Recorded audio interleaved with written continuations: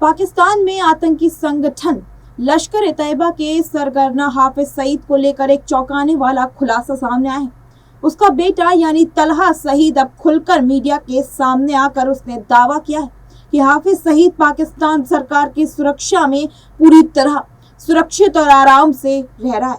नमस्कार, मैं हूं भूमि और आप देख रहे हैं नेक्स्ट 9 आवाज। एक ताजा इंटरव्यू में तलहा सईद ने कहा कि उसने पूरा यकीन है कि पाकिस्तान कभी भी हाफिज सईद को भारत के हवाले करने का विचार तक नहीं करेगा।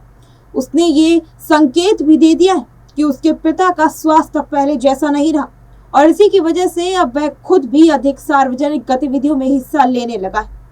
बता दें कि आतंकी हाफिज सईद को लेकर एक वीडियो क्लिप भी सामने आया था, जिसमें उसका बेटा तलहा, यही बोले कि तलहा सईद एक इंटरव्यू में साफ तौर पर कहता दिख रहा है कि पाकिस्तान सरकार अपने पिता को भी भारत को कभी नहीं सौंपेगी।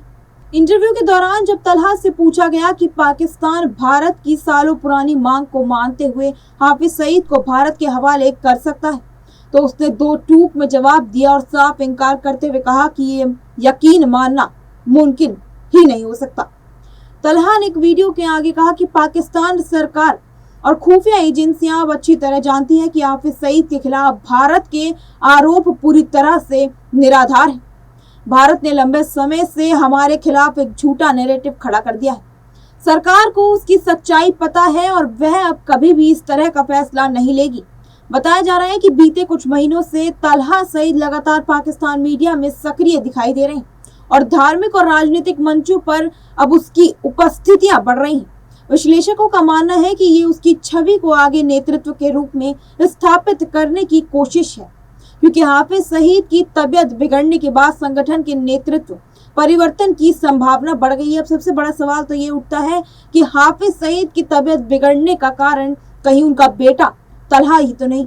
क्या उनके तबीयत बिगड़ने के कारण ही वो अपने बेटे को आगे बढ़ाकर जो आतंकी ठिकाने वो चलाया करते थे, कहीं उसमें अपने बेटे को सक्रिय तो नहीं कर देंगे?